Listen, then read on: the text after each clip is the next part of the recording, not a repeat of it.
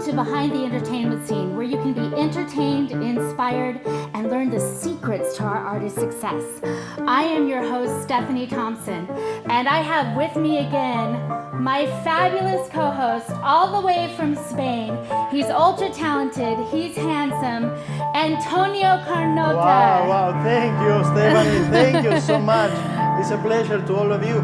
You look fantastic. I love your watch. Can you show us your watch, please? Okay, there's my watch. There's my watch. It's just beautiful.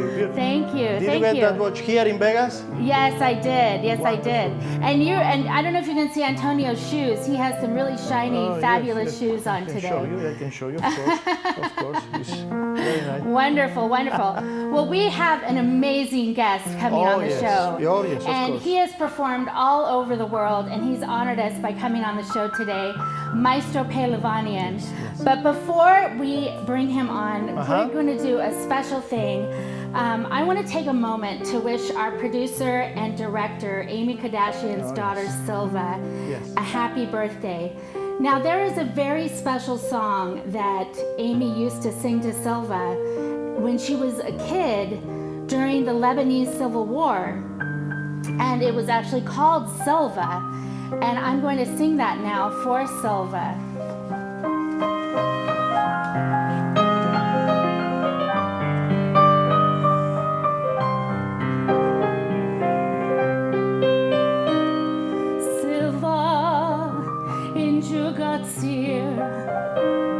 Silva in Sinair, le se in si hogis, le se seine sardis, Silva, Silva in jugetas at pes, Silva veratat sir, nair zagugagula me poker dana mech.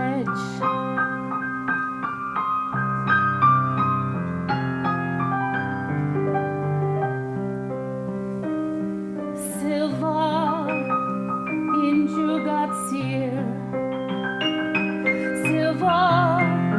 in Sinair, le se in si hogis, le se seine sardis, Silva, Silva in jugetas at pes, Silva veratat sir, Silva nair sagugagulam, me poker dana mech.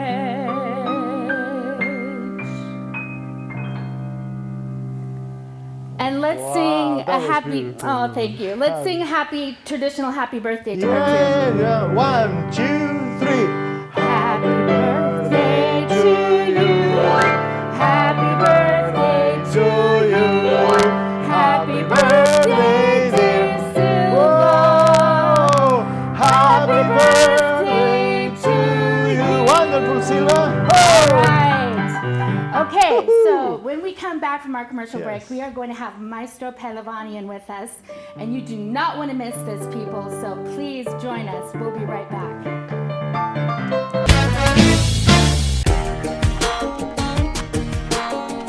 Thank you for calling Denim Revival. Hate to say goodbye to your favorite jeans? Well, now you don't have to, because Denim Revival is here for you. Mail us your jeans and our professionals will fix it right up. We offer you all kinds of alteration services, including invisible repairs, let-outs, taperings, and original hemming, or even have your own custom-made jeans. Quoted the best denim repair shop by GQ, Vogue Magazine, and LA Times. Denim Revival, your search for alteration and repair ends here.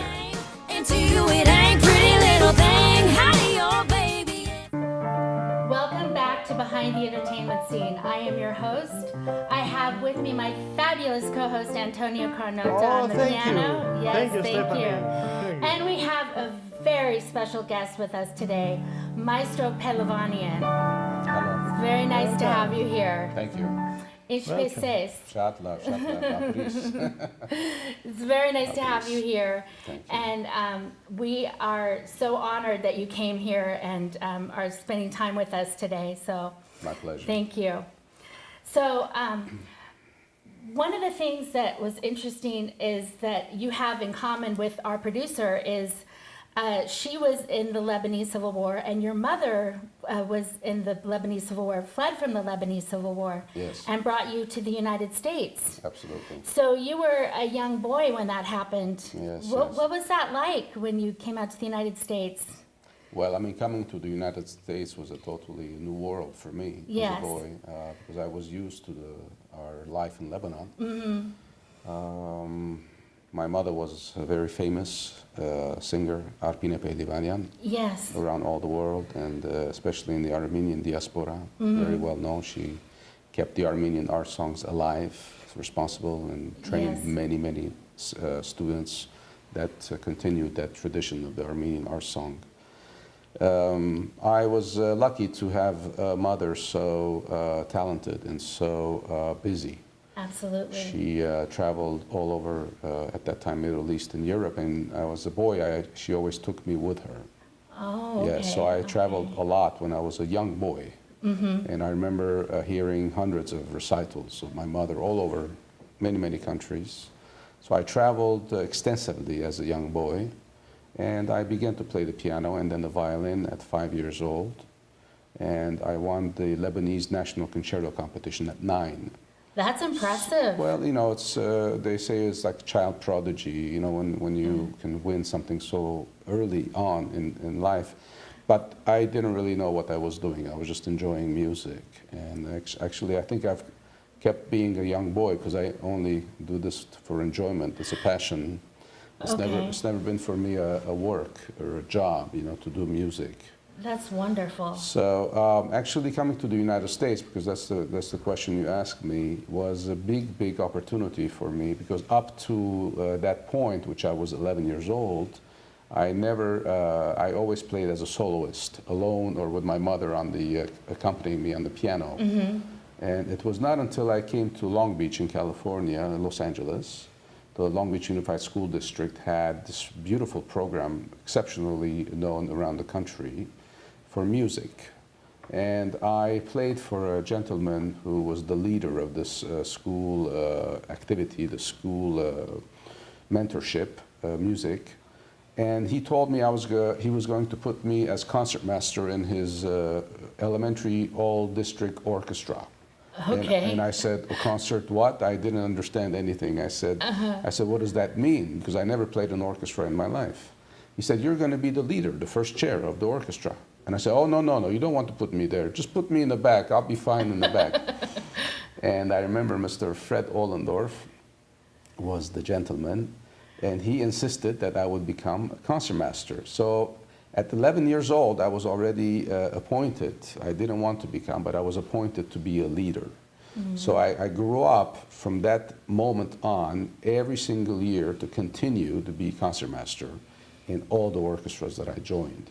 Wow. It was something that for me was, I think, meant to be. It was destiny. Yeah. To the point where I was appointed by Zubin Mehta's father, Meli Mehta, who was a great conductor in Los Angeles. Sure. Of the American Youth Symphony. Yes. So I was concertmaster of the American Youth Symphony also for many years. And that led me to other avenues in the music world in violin. Eventually, I became a conductor. And how did that happen? Yes, how did that path go from violin to conductor?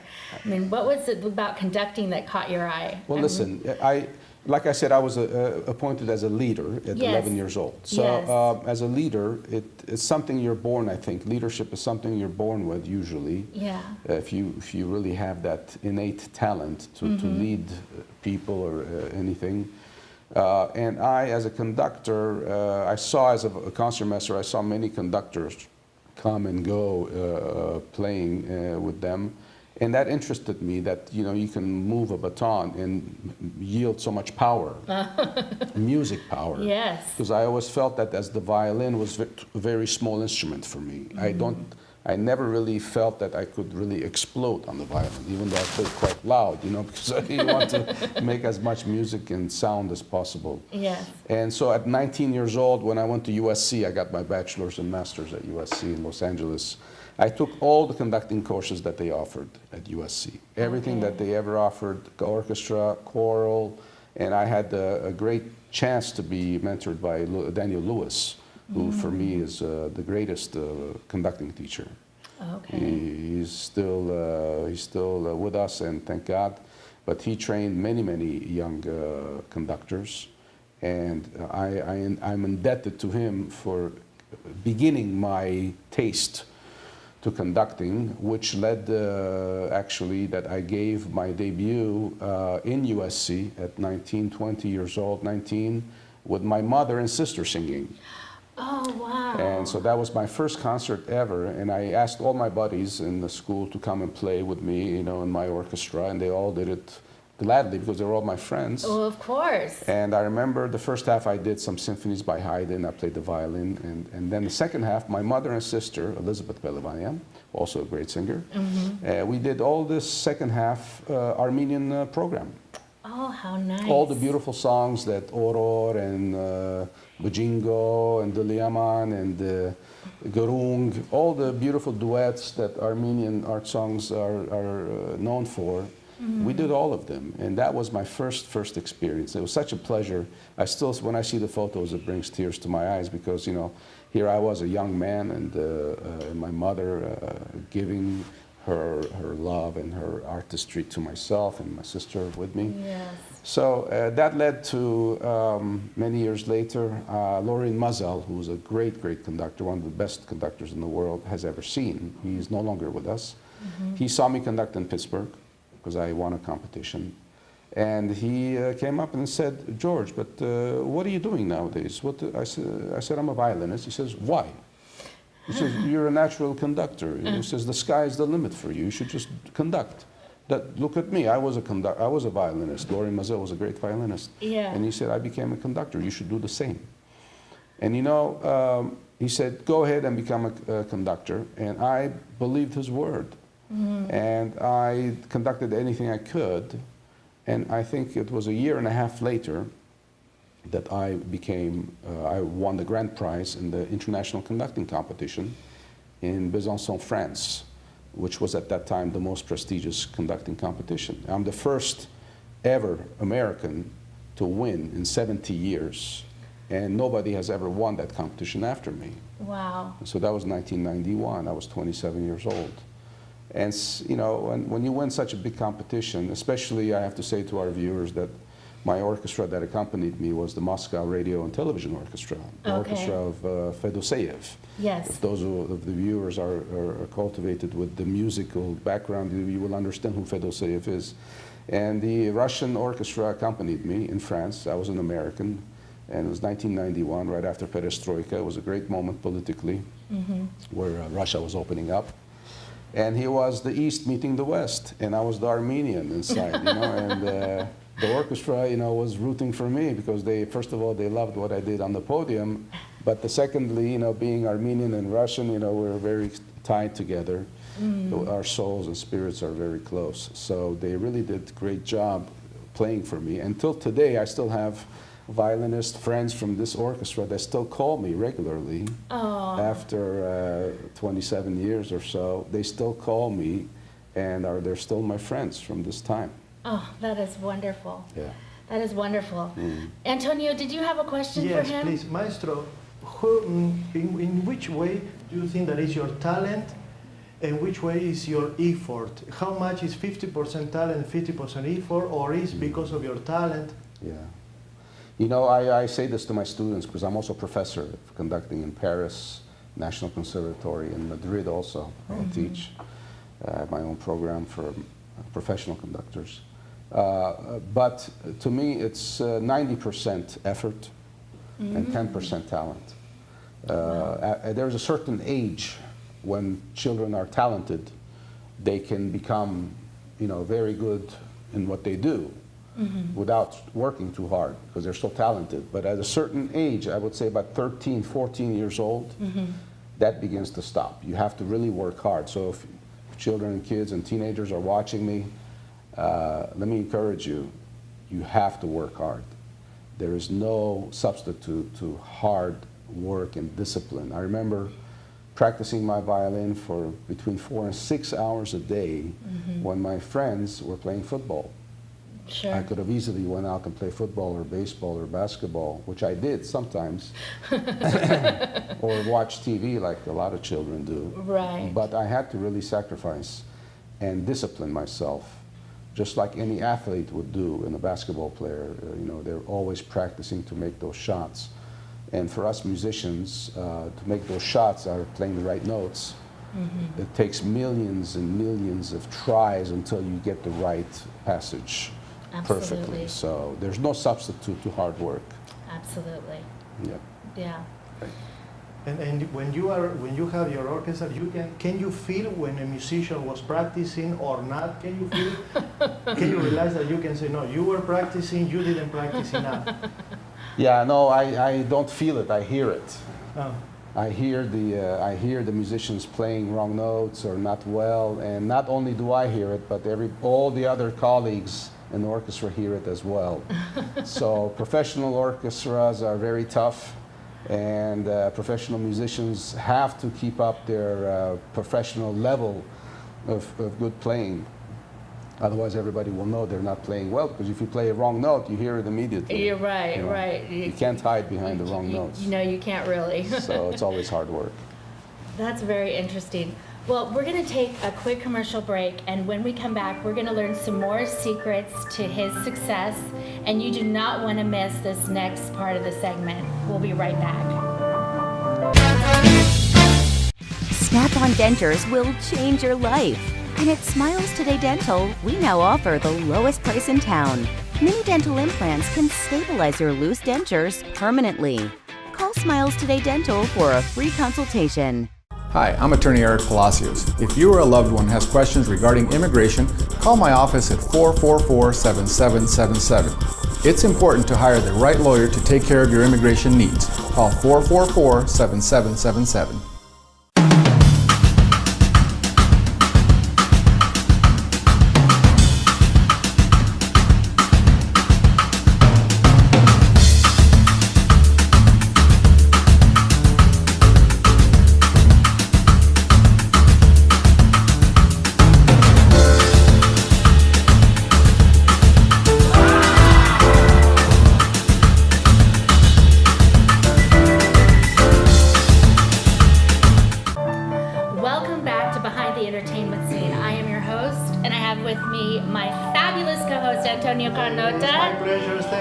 Yes, and we have the wonderful Maestro Pehlivanian, yes, with us today.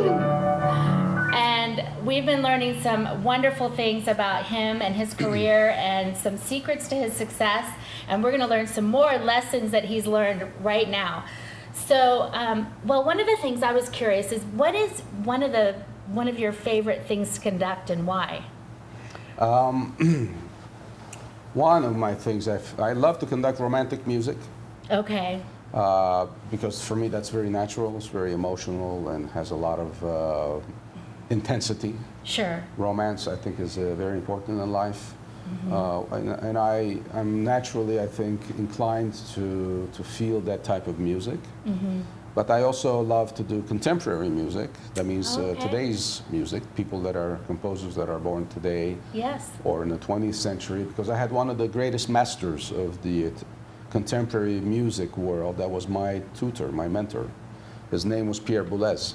Oh, yes. Pierre Boulez is of obviously course one of the giants in the 20th century. Yes. And I was with him for 25 years.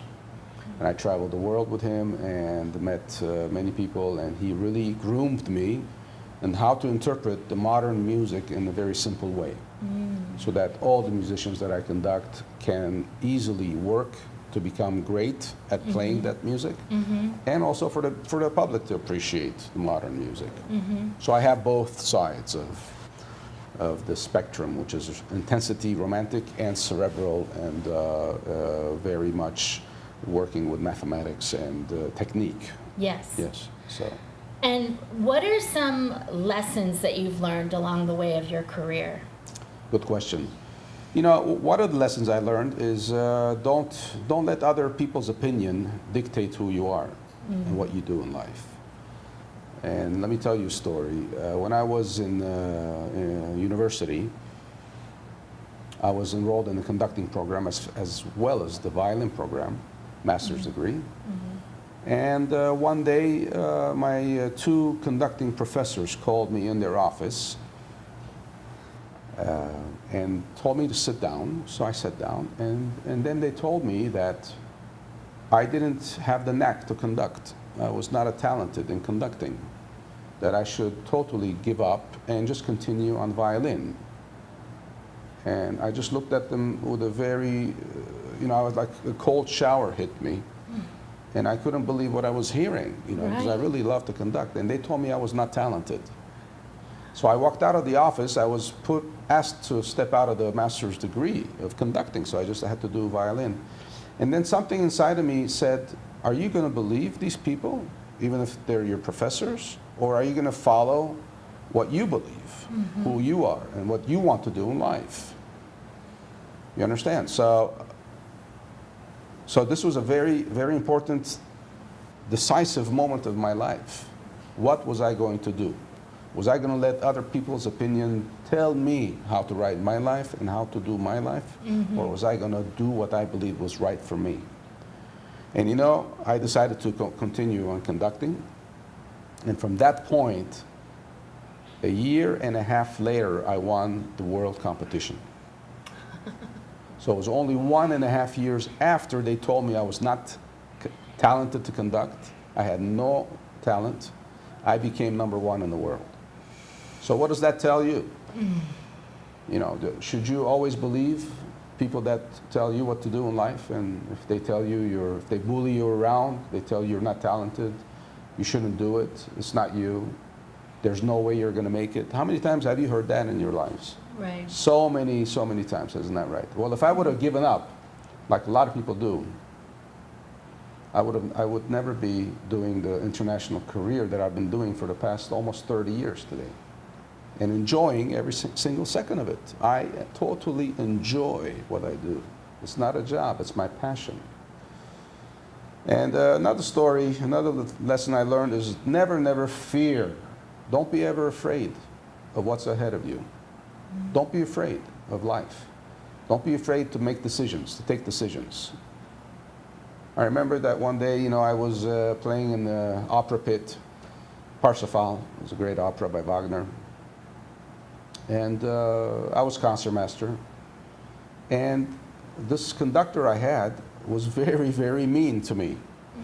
Very mean. Always, you know, not giving me days off and giving other people days off, but not me. And one day I said, really, I've been working so hard, I need one day off. You're giving this person, that person, why you don't, I'm the leader. He says, no, you have to work. We need you, we have to work. And I felt like a slave doing what I'm doing, you know. And I just, during the performance, I felt like this was not right, to treat somebody in this level, you know, of not just, you know, when you're not just with somebody. Right. And I felt that I was being misused. So in the middle of the opera, I remember, I stopped playing. I wasn't afraid. I said, I'm not going to play anymore. This is not the right thing to do. And I remember it was a big solo, and my assistant, I said, are you ready to play? Because I'm not going to play. She says, oh no, George, don't do, this is in the middle of the concert. She says, don't do that to me. I haven't rehearsed it at all. It will be catastrophic. I said, I'm not going to play. I'm really upset. And so 10 seconds before, I put the violin up and I played the solo. It was fine. Yeah. And then I decided, you know, with the conductor, we had a meeting, and that I would stop playing for him. Okay. I said, I'm not going to play anymore for you. This is not right. You're not treating me. I'm not afraid of you. You cannot bully me. And I remember this picture, as after the intermission, I took my violin and I was going from the downstairs in the pit all the way up to the street floor, which was many stairs. And I remember all my colleagues were coming down after the intermission. Do you know, every single one of them told me I was a loser, My life was finished. I would never get a job. Every single person that I was going up, they were coming down, they were telling me, you're a loser. You will never work again. That was a ridiculous thing you did. Do you know what that means when you get up and all your friends, or supposedly friends, tell you, you lost it, that's finished? But I stood up for what I believed.